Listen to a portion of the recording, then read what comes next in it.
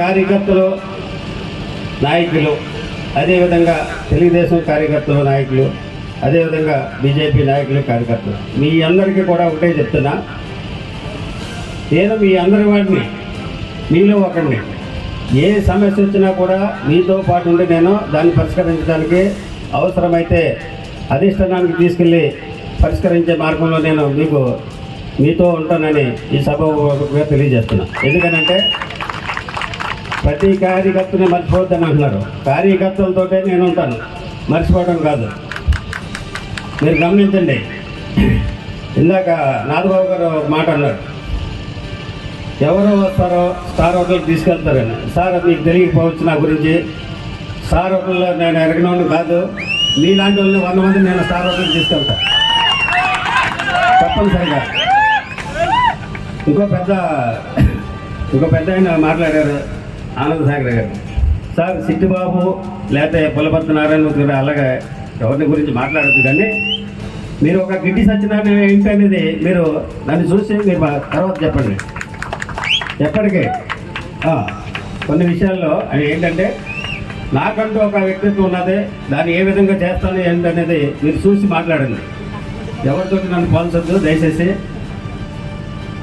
తెలంగాణ ఉమ్మడి రాష్ట్రంలోనే కాకుండా తెలంగాణ విడిపోయిన తర్వాత కూడా సీనియర్ ఐపీఎస్ ఆఫీసర్స్ తప్పనిసరిగా మీరు మాకు ఉండాలి అని 2 గవర్నమెంట్లతోటి 2 ముఖ్యమంత్రులతో మాట్లాడి మహేందర్ రెడ్డి గారు నన్ను ఆ రాష్ట్రంలో పనిచేసేటట్లు ఆయన ఆర్డర్స్ చేయించారు. దాని అర్థం ఏంటో మీరు ఒకసారి ఆలోచించండి. అంచేత ఇంతకుముందే మన సర్పంచ్ గారు అన్నారు ర్యాంపులో ఎవరికి ఇచ్చేసారని. సర్పంచ్ గారు నా నోటీసు తీసి రాగానే ఇమీడియట్గా ఎస్ఐకి ఫోన్ చేసి మీరు ఆ ర్యాంపుకి వెళ్ళి అది ఎందుకని జరుగుతుందో ఆఫ్ చేసి మాట్లాడండి చెప్పాను. మీరు ఒకటి గమనించండి, ర్యాంపుల కోసమో లేదా మీ బిజినెస్ల కోసం నేను రాలేదు. నేనంటూ ఏం చేయాలో మీకు చేసి చూపిస్తాను. ప్రతి ఒక్కరికి ఇచ్చినటువంటి హామీలు తప్పనిసరిగా నెరవేరుస్తా. గవర్నమెంట్తో పోట్లాడైనా సరే సాగునీరు, రోడ్లు, డ్రైనేజీలు, ఇటువంటి విషయాల్లో ఎట్టి పరిస్థితుల్లో వెనకాడకుండా తప్పనిసరిగా మీకు నేను చేసి చూపిస్తానని ఈ సభాపూర్వకంగా తెలియజేస్తున్నాను. ఎన్నిసార్లు ఉంటానని ఎవరికో కొమ్ము కాసే వ్యక్తిగా ఉంటానని మాత్రం అనుకోవద్దు. ఇప్పుడున్నటువంటి పరిస్థితుల్లో 3 పార్టీలు అంటే జనసేన, తెలుగుదేశం, బీజేపీ కార్యకర్తలు కానీ, నాయకులు కానీ, అభిమానులు కానీ మీ అందరితో మరొకసారి చెప్తున్నా, మీ అందరిలోనే ఒకరినే మీ అందరితో ఉంటాను. ఏ ఒక్కరికి ఏ అవసరం ఉన్నా సరే, అర్ధరాత్రి అయినా సరే మీతో పాటు ఉండి నేను తప్పనిసరిగా ఆ పని చేసి చూపిస్తాను.